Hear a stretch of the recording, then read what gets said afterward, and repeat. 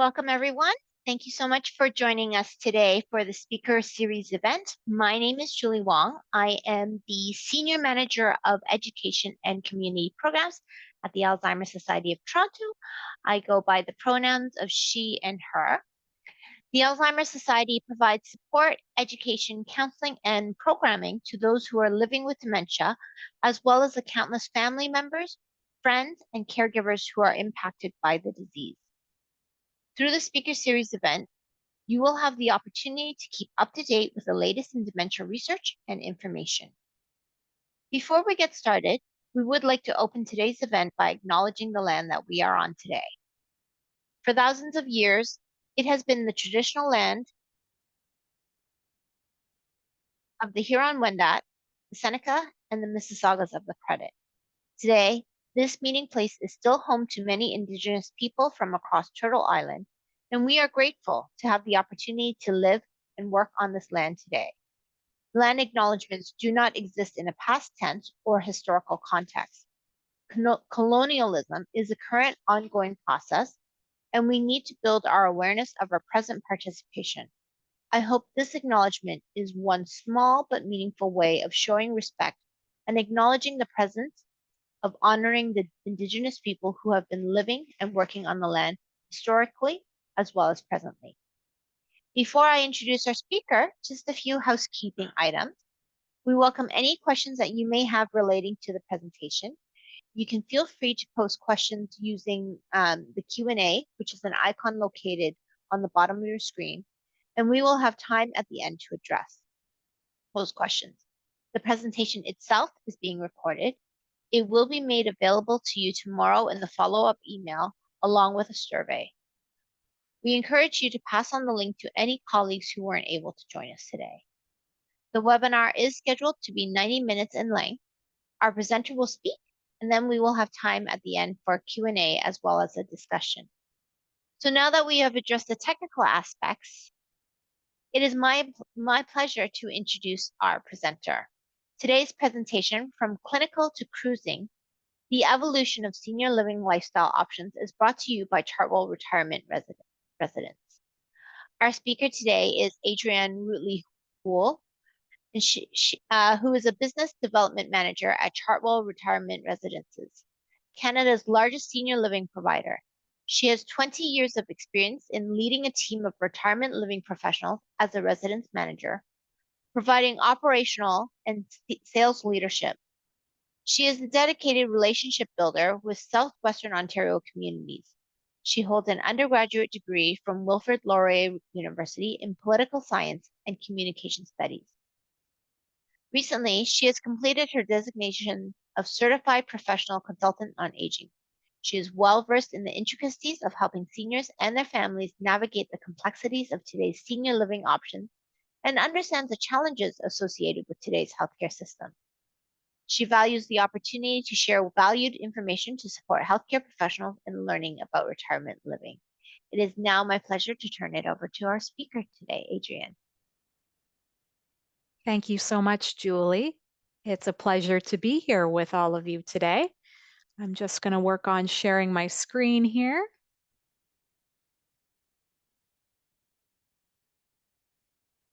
All right. Well, thank you again, Julie, for having me, and it's a pleasure to be with all of you this afternoon. Before we dive into our presentation here, the evolution of senior living, I just wanted to share some information about Chartwell with you. So Chartwell Retirement Residences is the largest seniors housing company in Canada. We are located in 4 key provinces across Canada, with 90 of our residences located here in Ontario. We are a publicly traded company on the TSX and governed by a board of 7 independent directors. We are held to very high standards in our retirement homes by our licensing bodies, which is the Retirement Home Authorities, the RHRA here in Ontario.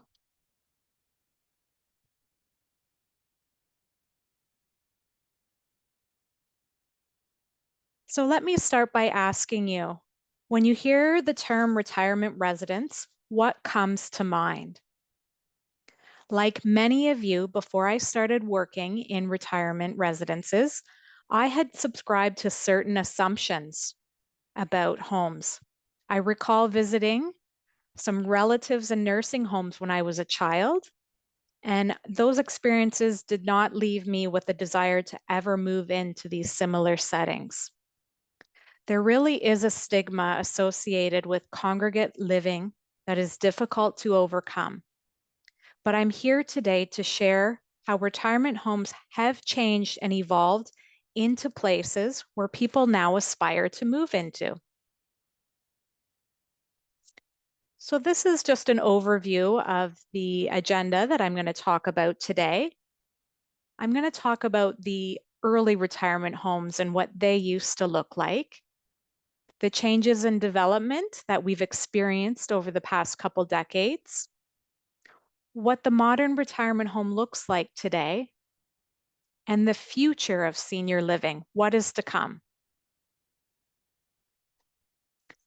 So let's start by looking back at what retirement homes were like in the 90s. This will help us understand the significant changes that have occurred over the past 30 years. In the 80s and 90s, retirement homes were often very institutional. They were designed to provide that basic medical care and support activities of daily living with no focus on comfort or lifestyle. These homes were more akin to the hospital in terms of their layout and their services. And the primary goal was to ensure the safety and health of residents. They were clinical settings, not social ones. And some of these features of these homes was the medical-centric care. The design and services of the home were heavily focused on medical needs. Residents had access to medical staff and basic healthcare facilities, but there was no advanced or comprehensive as what we see today. As you can see, nursing stations and treatment rooms were common, with a strong emphasis on managing chronic illnesses. Another feature of these homes from years ago was limited amenities. There was very minimal amenity space, very basic dining facilities, and perhaps you might see a common room. Activities and social engagement opportunities were pretty scarce, with little emphasis on recreation and leisure. The dining halls were functional, but not designed for that pleasant customer experience. The overall institutional environment, the physical environment was stark and clinical, and it did resemble a hospital ward quite often. Rooms were shared and personal space was limited, with the long, narrow hallways, linoleum floors, fluorescent lighting, and minimal decorations. So as we move forward, keep these images in mind to appreciate the transformation.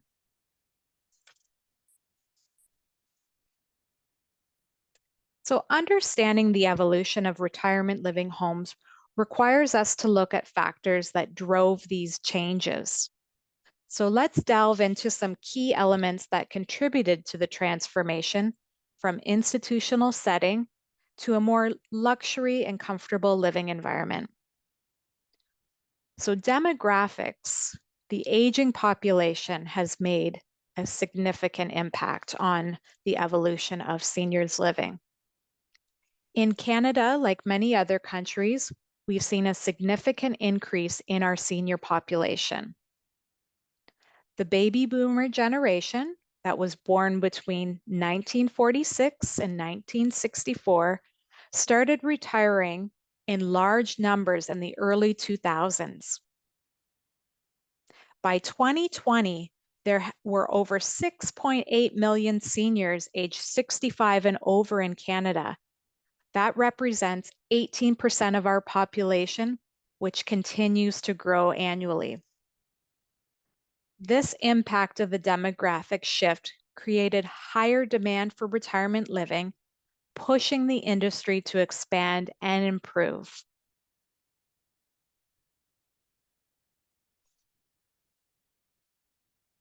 So, unlike previous generations, baby boomers have higher expectations for their retirement years.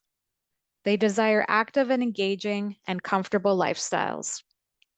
Many baby boomers have enjoyed higher standards of living and are unwilling to compromise on comfort and amenity space in their later years. We know from surveys conducted and the National Institute on Aging that this generation's preference for quality and variety in services has significantly influenced the design and offerings of our modern retirement homes. Technology also plays a major part in advancement in healthcare and living amenities. Technology innovations have played a crucial role in enhancing the quality and living standards in our retirement homes, including electronic health records, wearable health monitoring devices, as well as innovations such as smart home systems, automated lighting, and climate control. Most significantly, perhaps, has been the evolvement of personal emergency response systems, which contribute to safer and more comfortable living environments.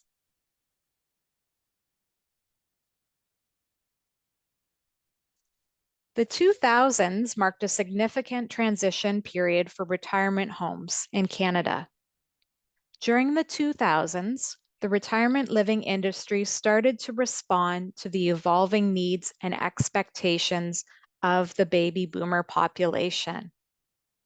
This response was characterized by a blend of improving medical care while enhancing the overall living experience for residents. And some of those developments that we focused on was enhancing social and recreational activities. Retirement homes began to offer a variety of activities to keep residents engaged and socially active. Examples of this include regularly scheduled social events, group outings, arts and crafts, fitness classes, and hobby clubs.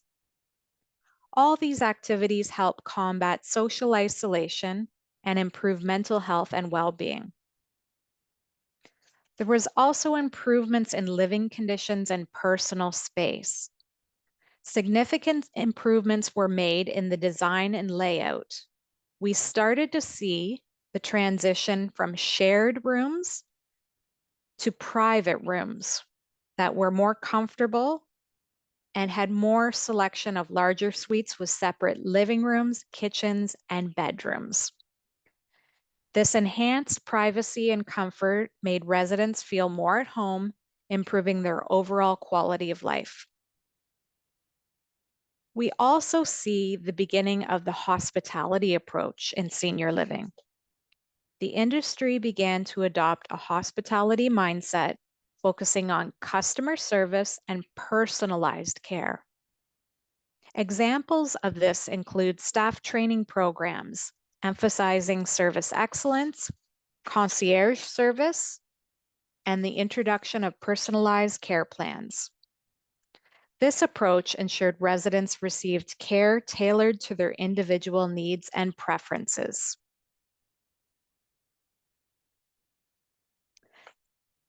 Over the past decade, retirement living homes in Canada have undergone a remarkable transformation.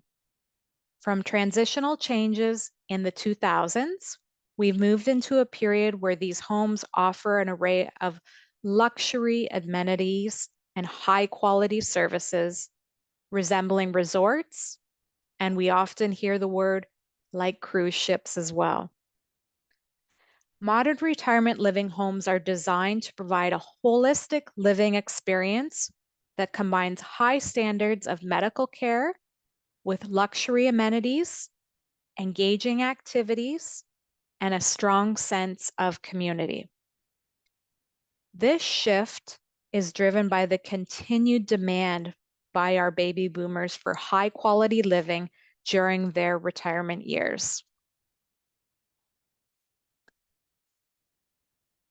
Something also new over the past decade is the high quality dining options.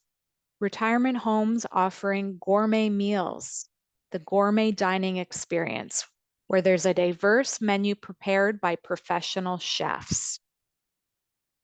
Multiple dining venues, options to include casual cafes, formal dining rooms, private dining rooms for family gatherings, and also customary dietary options. So there are personalized meal plans that cater to specific dietary needs and preferences.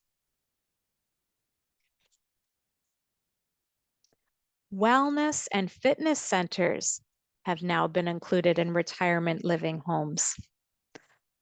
Many modern retirement homes feature the state-of-the-art fitness centers with swimming pools and wellness spas. Regular fitness classes are offered, such as yoga, tai chi, aquatic exercises, as well as personalized fitness programs. The preventative care approach with wellness programs focus on preventative care and holistic health. This also includes regular health screening and wellness coaching.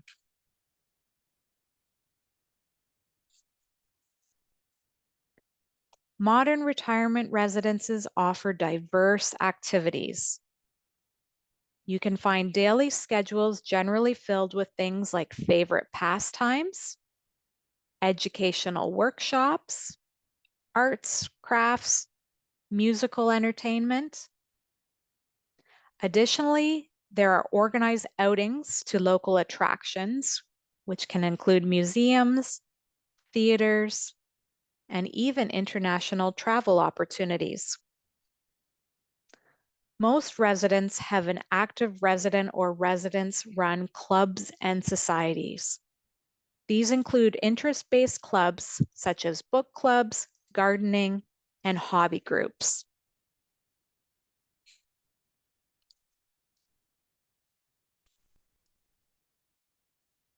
On-site healthcare, not only access to on-site medical team members includes nurses and PSWs, but it can also include regular visits from doctors and specialists.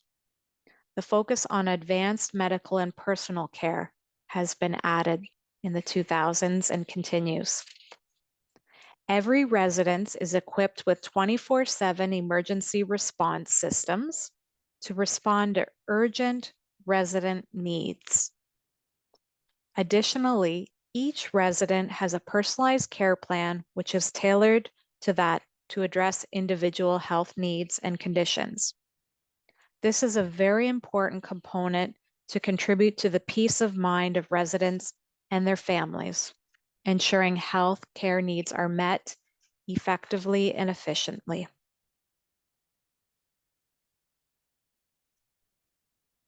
Community engagement and socialization. Retirement homes are designed to foster a strong sense of community with common areas, lounges, and communal gardens. Social programs and events are aimed at building connections among the residents, such as social mixers, community projects, and volunteer opportunities. Additionally, residents often encourage family involvement and provide invitations to events and activities.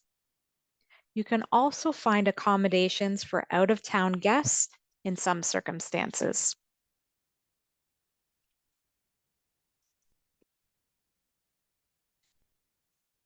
Modern retirement living homes in Canada are designed to offer luxurious, engaging, and supportive environments that can cater to the diverse needs and preferences of today's seniors. These homes provide not only high quality medical care, but also a very vibrant lifestyle that promotes physical, mental, and social well-being. As we continue to explore the evolution of retirement homes, it becomes clear how far we've come from the institutional models of the past. I know some of you may have questions around the different levels of care and support offered in retirement living. So I'm hoping to answer some of these questions for you. The following is a brief explanation of the different levels of care and how each can suit the different needs of seniors. We encourage seniors and their families not to get too hung up on these classifications because sometimes they can be used interchangeably from people who do not fully understand the definitions. We have even seen doctors get them mixed up. So let's start with independent living. Independent living is seniors who still lead active lifestyles, but would rather not spend their time maintaining a home and would thrive in a community where they can socialize with peers, participate in activities and outings, and enjoy daily prepared meals. Independent living also enjoys convenience like housekeeping, 24-hour security, and peace of mind that comes with someone always being around in case of an emergency. Independent living can include options for independent seniors who can benefit from additional support. It can combine all the benefits of the independent lifestyle: housekeeping, laundry, leisure, social opportunities, and 24-hour security with delicious daily meals and the ability to take advantage of personal support services like medication administration. Next is assisted living. These individuals enjoy all the same things as independent living, but tend to need more support to carry out daily tasks. With additional services, families feel more comfortable and our seniors have an improved quality of life. These services are provided by dedicated staff in the home. Assisted living communities generally have care staff on site 24 hours a day. Memory care support. Memory care services are offered to seniors living with Alzheimer's or dementia disease. Caring staff are trained on how to support individuals living with cognitive impairment. Residences offering memory care services have dedicated and secure neighborhoods or floors with their own dining rooms, activity lounges which provide added security and peace of mind. Several retirement communities have dedicated memory living neighborhoods, which feature secure outdoor spaces, family-style dining, and resources with memory living managers. There's also dementia counselors for families and social workers. The focus of these special neighborhoods is on the social impact of dementia and offers residents living with cognitive impairments a supportive environment with an emphasis on the activities of daily living.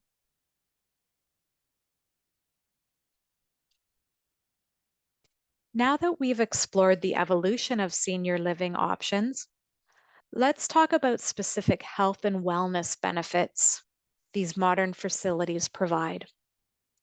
The improvements in senior living homes goes beyond the aesthetic, the looks. They significantly enhance residents' physical, mental, emotional well-being. As we've seen, retirement homes offer state-of-the-art fitness centers and wellness programs designed to improve residents' physical health. According to a study published in the Journal of Aging and Physical Activity, regular exercise in seniors is linked to the lower rates of cardiovascular disease, improved physical function, and greater independence. We all know that early detection and management of health issues can prevent complications and improve a quality of life. Retirement homes are now focused on preventative care, offering regular health screenings and wellness checks. Examples of these services include blood pressure clinics, health assessments, and vaccination clinics. We all know there's a lot of research that supports the notion that social interactions and engagements are linked to improved mental health. Today's retirement homes offer a wide range of social programs to keep people mentally and socially active and connected. Social interaction reduces the risk of depression and cognitive decline, promoting a sense of belonging and purpose. In addition, there are opportunities for lifelong learning and mental engagement through educational workshops, guest lectures, hobby classes, which all are beneficial as we know that mental stimulation through learning new skills and hobbies helps maintain cognitive function and delays the onset of dementia. While high quality dining is attractive for many reasons, one of the most beneficial is access to better nutritional health. Senior living properties offer gourmet dining experiences with a variety of nutritional meal options, including prepared meals by professional chefs, catering to dietary restrictions and preferences. Finally, retirement homes today offer increased safety and security features to ensure residents' well-being. Examples of these features include 24/7 emergency response systems, fall detection sensors, and secure entry systems. Enhanced safety measures provide peace of mind for residents and families, reducing the risk of accidents and ensuring prompt medical attention if needed.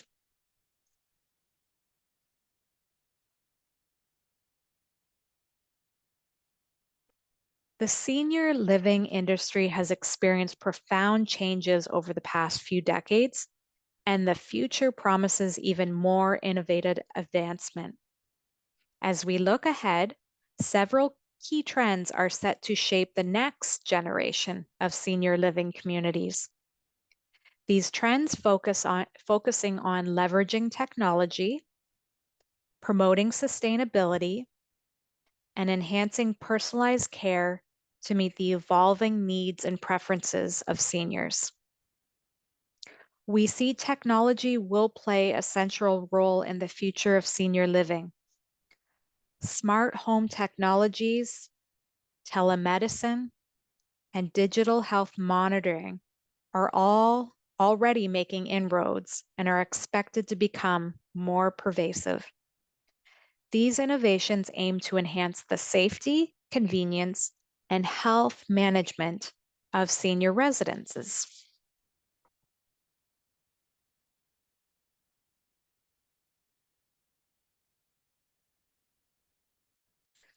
I hope today's session has inspired you to rethink retirement living and get excited about today's home's offering and tomorrow what it will bring. We've come a long way from the clinical institutions of previous decades and are pleased to offer the luxury lifestyles for all of our residents. Much like a cruise ship, retirement homes offer modern, convenient amenities, delicious food, private accommodations, and an array of leisure activities, but with the added bonus of care and support services designed to accommodate changing care needs over time. It's been my pleasure this afternoon to bring this information to you today, and I hope I can answer any questions that you may have this afternoon. Thank you so much. Thank you so much, Adrian. That was actually quite informative, and I'm really glad that you shared sort of where retirement was, is, and is going. I will say probably my views before you was the earlier impressions. So Mhm. it's really exciting to know. So just in terms of speaking about the evolution, do you have any thoughts on how long-term care evolution and retirement care, how Yeah. those have evolved in that same time period? So looking at the long-term care aspect, yeah, I would Yes. say, because I did start my career in long-term care, I think technology over the past decade in long-term care has significantly impacted and improved the quality of care in our long-term care settings. I see that just advancing over time and making those environments, yes, they are more clinical because people have those medical conditions, and that's why they're there in long-term care because it is end-of-life care. But I do see technology just increasing. Oh, I would say annually we're learning something new that's coming into long-term care that can support care practices and improve the quality of living. And then similar, just along the lines of we know our demographics have changed, have you noticed a difference in the demographics of those who choose retirement homes, like lifestyle versus medical needs for going into retirement? Hmm. It really is individualized and personal why somebody chooses to move into a retirement residence.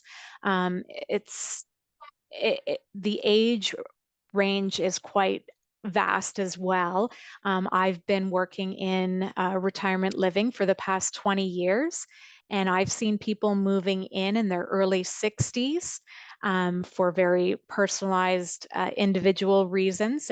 There's a need there that they are fulfilling to move in. So people moving in their 60s to people moving in their late 90s. And everybody in between. So it's quite an array of demographics that are moving in, but everybody has a very personal story and reason why they're moving in. Wonderful. I know you've also mentioned that there has been a shift from sort of shared living to more private options. So, is there an option to move into a shared space with a loved one who is living with Alzheimer's or another type of dementia? Absolutely. So that's one of the great things about retirement living is we can accommodate partners and couples living together because we have apartment style accommodations. People can share those accommodations as couples to support one another. And it's so wonderful when we can keep couples together. As long as they wish in living accommodations, which is not always the case in long-term care. This is probably a question you hear a lot, but in cases of maybe financial constraints, what are the living options if that is a consideration? Mhm. Yeah, I think that is another assumption people make that retirement living is not affordable to um, certain individuals. There's a mindset that it's very costly. I really do advise people to review that with their financial advisors. And there is a financial tool on our website where people can we are very transparent and provide what the monthly rate is at each of our properties so people can gather that information. Um, People can access services as well through the LIN, our home and community care services. So those are paid by our provincial government, and people can access them and they can come into the retirement home. So there are ways to support somebody in living in retirement homes and accessing additional care services externally for no fee. Great. You've also mentioned that offsite excursions are something that can occur in the long-term retirement home. So, what are some of the considerations that go into building an offsite excursion in terms of building that retirement home community? Yeah, so I know at many of our communities we host town hall meetings. And our lifestyle and programs manager will learn from these meetings where people want to go, where they want to spend their time in the community. Our lifestyle and programs managers also meet with all residents when they move in to learn about their individual activities and hobbies that they enjoy. And so it's really a learning experience, finding out what people enjoy doing and just listening to our residents. They can tell us where they would like to go. So just an example, we've done several trips to Toronto to the Blue Jays games. We've got a lot of avid baseball fans in our homes. So it can be trips to the Rogers Center. The Symphony has been a trip to different symphony centers. And in my hometown here in Stratford, we go to the Stratford Festival quite often as a local attraction that is enjoyed by many here. Wonderful. Are there short-term stay options through retirement? So let's say someone is recovering from post-surgery and maybe home is not the best option. Can retirement be an option for short stay? Certainly we can. So when there is availability, a team at Chartwell can offer respite accommodations for a post-surgery stay. That's a great example of why somebody would choose to come for a short-term stay to recover, so they can get back to their independent self and be able to return home. Another example of why somebody would come for respite is caregiver vacation and relief support. So, if there is a spouse caring for their partner at home and they just need that opportunity to get away and have a break and refresh, respite stays for caregiver relief is also another option and support. Um, I saw a picture of very beautiful wellness room, and you spoke about some of the amenities. Do all of the homes have, at least within the Chartwell family, Yeah. do they all have the same types of amenities? Our communities can vary from property to property. I just was giving examples. Definitely in the GTA area, you would find those fantastic amenity spaces with pools, theaters, the fitness centers, the fabulous cafes and dining areas. But yeah, there is a little bit of variation between the homes, but all of them have great amenity spaces to offer. You did highlight a couple of types of living options. So, for those who are maybe on the memory floor, or that's their I guess category, Mhm. um, is there any opportunity for them to interact with uh, residents in terms of, say, independent living, assisted? Is there much interaction in terms of all of those different potential living categories? Yeah, yeah, definitely. Residents can engage in a variety of different programs with each other. Our memory neighborhoods have the most programs available because it's all about maintaining activities of daily living and offering programs that somebody can engage with almost all day long. So there's always a chance to be engaging with another person and a staff member on our memory units. Earlier, we talked a little bit about sort of long-term care and retirement. What would you say is the main difference between staying in a retirement home versus long-term care? Mhm. So I would say one of the main differences is that very active choice of lifestyle. So retirement living offers so much choices of accommodations, choice of personalized care plans, choice of how you want to spend your day. Those programs and activities that are all offered, that is a personal preference and choice of people living in a retirement residence. So lots of choice. That would probably be the biggest difference between long-term care and retirement living.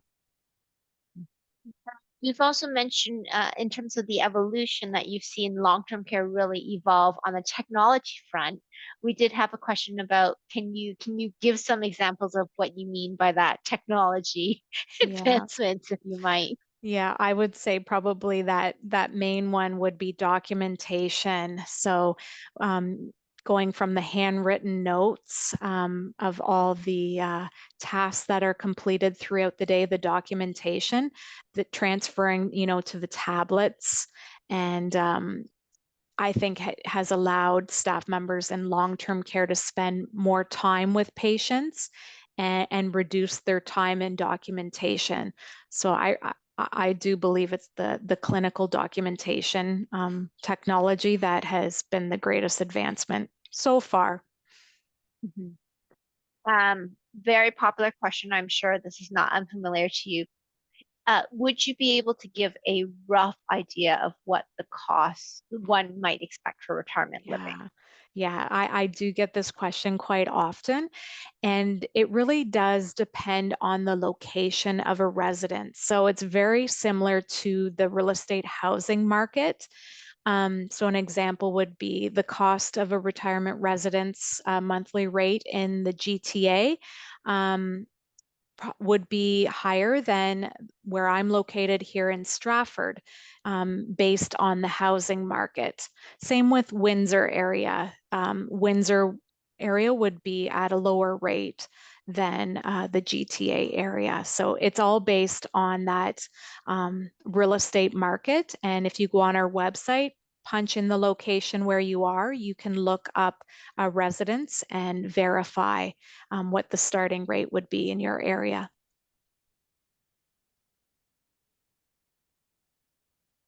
Another question that I'm sure you also commonly hear, but at what point in health is someone no longer eligible to stay in a retirement home?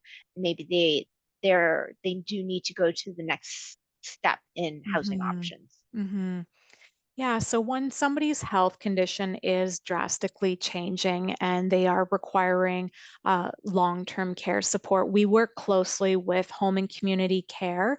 Those coordinators come in and do regular assessments of people who are on long-term care waiting lists, and our health and wellness teams work with home and community care to support that process. I can speak from my own experience. My grandmother moved into a retirement residence 8 years ago. She made that choice to move in, and her goal was to make that her last and final home. And with the support of a Chartwell team, she was able to put in personalized care services as her health did change over the past 8 years to help her maintain her independence in a retirement residence. So she was very fortunate that the care services were available to her to maintain her home in a retirement residence. And sometimes that is the case where somebody can avoid long term care. That is possible.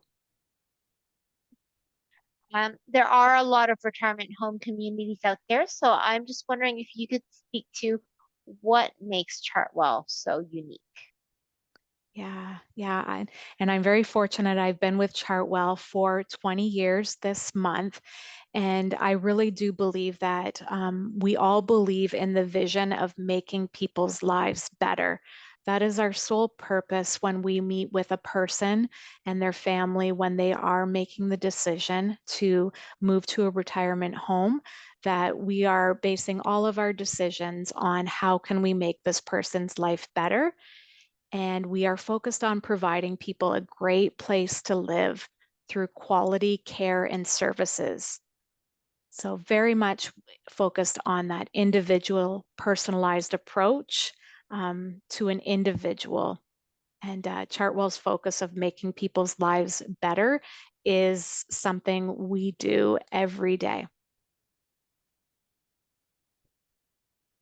So this one is, you've spoken a lot about a lot of the great things that a retirement home has to offer.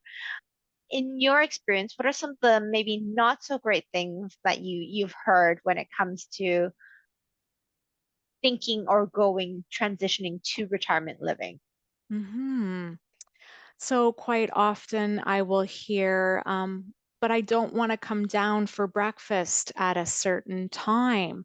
I like to sleep in and I don't want to change my schedule in the morning. Um, that will come up. And that, again, that's an assumption that people have to go to breakfast at a dedicated time in the morning. Well, if you have an accommodation that has a kitchen and you're able to access your own breakfast or snack in the morning, you can actually get up whatever time you would prefer in a retirement residence. Is again, it's a choice. Um, and that's just an assumption a lot of people have about that dedicated scheduled meal time. Another thing is, what about your fire drills? We have to make a move every time we hear a fire drill go on. Well, that is an important piece of a retirement home that we are regularly making sure our fire systems are working. So we do practice fire drills, but only once per year are all of our residences encouraged to do a full evacuation of the building to make sure we are able to put our plans in place if needed. So just two of the things that often come up in conversation about maybe a negative, but really I think they're both positive. The last question I have is transitions, regardless of whatever the next living arrangement is, can be quite stressful. So, Yeah. can you speak to what that transition moving into a retirement home setting might look like? Yeah, so we understand that it is a very stressful and challenging time when you're making a move. If it's the first move into your first home, or maybe it's again moving into a retirement residences, moving is a stressful thing. So at Chartwell, we have made sure that we have partnered with preferred vendors when people come to us and they are ready to make a move, we make sure they are given our preferred partners list for movers, real estate agents, and financial advisors. So they have access to additional supports in the whole process of making a move because there is a lot of moving parts and we want to make it easier for people. So we do give them our preferred partners list and we know we align those who share our vision of making people's lives better and adhere to a high level of customer service. Um, this one is about employment. So, if someone were looking to get involved with Chartwell, what types of opportunities are currently available, or what are you Yes. looking for? Well, I encourage anybody who's looking to become a Chartwell team member to go on our website and look under the careers section. Under the careers section, it will list all the current job opportunities and the locations across Canada, but you can type in your location and all the Chartwell job opportunities will pop up. And I encourage anybody who's interested in becoming a Chartwell team member to please go on chartwell.com website and take a look at the opportunities. Wonderful. I think we have answered all the questions so far, but if anyone does still have uh, questions, please feel free to enter them into the Q&A and we will be able to answer that.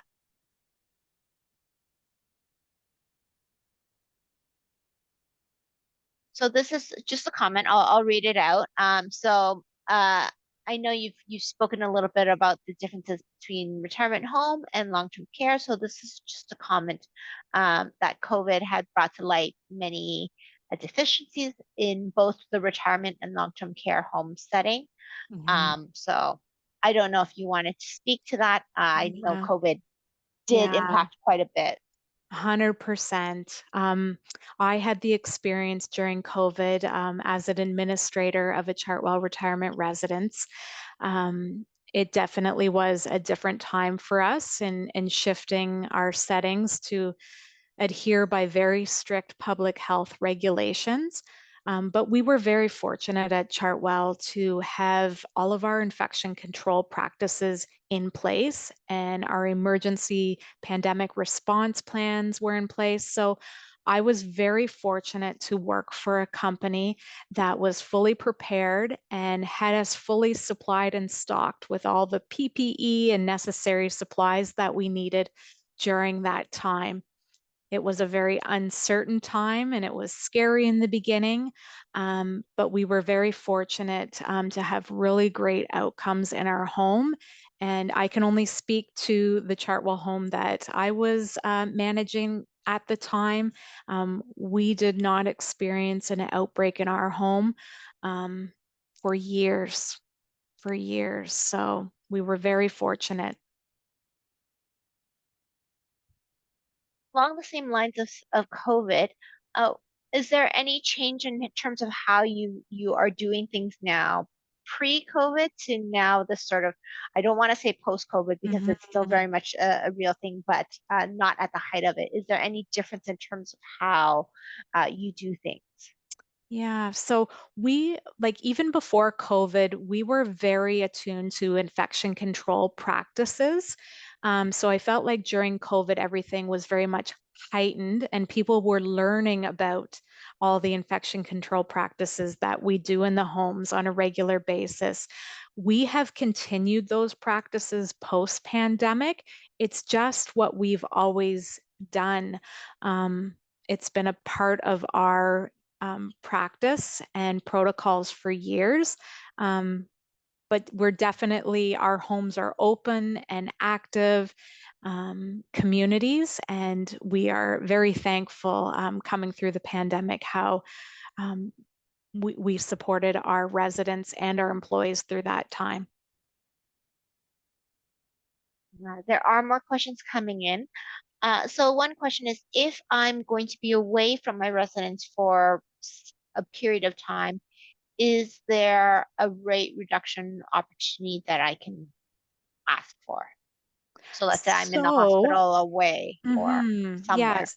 So definitely if somebody has care services in place, personalized care that they're getting as an individual, though there would be a reduction in fee.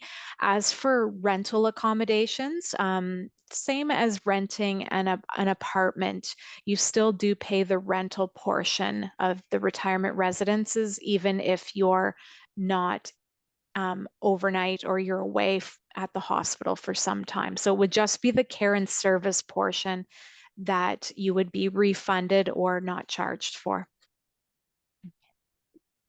Um, this one is around meals. So it looks like Chartwell homes have differing policies around numbers of meals included. Some seem to have 3 meals per day, others one per day. So how flexible is this meal arrangement? Yeah, so it can be very individualized for the property. Um, so some homes do offer 3 meals a day. Other people can opt into meal plans that they're getting 1 meal a day or a certain number of meals per month. That's very individualized per property. Also, one that I hear a lot. What is the staff client ratio in your homes? And uh, a very important question right now, given the heat waves, but do all of your homes have AC? That's a great question. So, yes, there is definite climate control in our residences. That's very important. And we do have heat advisory policies in place. So, this week, there will be warning signs throughout the homes and communications with all the residences of what to look out for and how to prevent dehydration. There'll be water cooling stations and people will be encouraged to do programs indoors to avoid the heat during the hot times. So there's a lot of activities and and practices in place to keep our residences safe during these heat waves. Mhm. This one that I have is around memory care floor. What does that look like in a Chartwell home? Um, how do you approach, say, residents who may present with some agitation versus others who don't have any Mhm. behavioral issues at all? Yeah, so our memory neighborhood units, so most of them are in a secured area, and the dedicated staff are they are trained in that behavior support, because people do have varying degrees of behaviors when it comes to cognitive impairment. So again, those personalized care plans that we have in place, that there will be a piece of how can we prevent those behaviors and support that person with activities of daily living. So a social worker will be involved in that. A registered nurse would be involved in developing that care plan along with the family. Mhm. And I know from my perspective as doing education professionals is that often when a person is placed in an environment that really supports their well-being, it is less likely to see those behaviors or any behaviors. Absolutely. When the right care plan and the right people are in place to support a person with dementia and Alzheimer's, yes, you will see a reduction in those behaviors.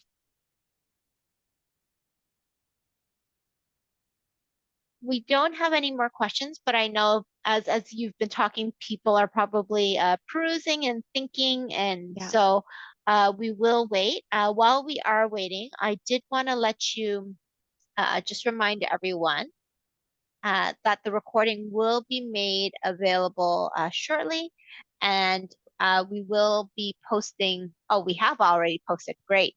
So if you refer to the chat, you will be able to see some of the links to learn a little bit more about our partner, Chartwell. I do apologize if you hear any noise. My children are home. Um, and to keep informed of any upcoming sessions or other programs and events that we have at the Alzheimer's Society of Toronto, please do sign up for our monthly e-newsletter and visit our website at www.alz.to. I do encourage you to sign up, and if you liked the content that you heard tonight, please do share them with your family and friends.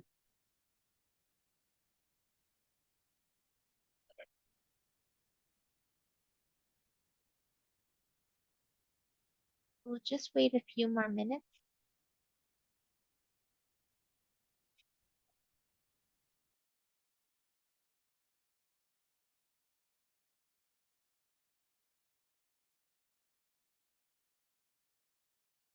Looks like we don't have any more questions. I wanted to thank everyone who joined us tonight to this afternoon. It's an awkward time, but this early afternoon, or late afternoon, I should say, to hear a little bit about, learn a little bit more about retirement living. And I wanted to thank our presenter, Adrian, just for sharing this wealth of knowledge and giving us a fulsome picture of what retirement is and can offer and what we can look to in terms of the near future. Thank you so much for the opportunity, Julie. It was a pleasure. Have a wonderful evening, everyone.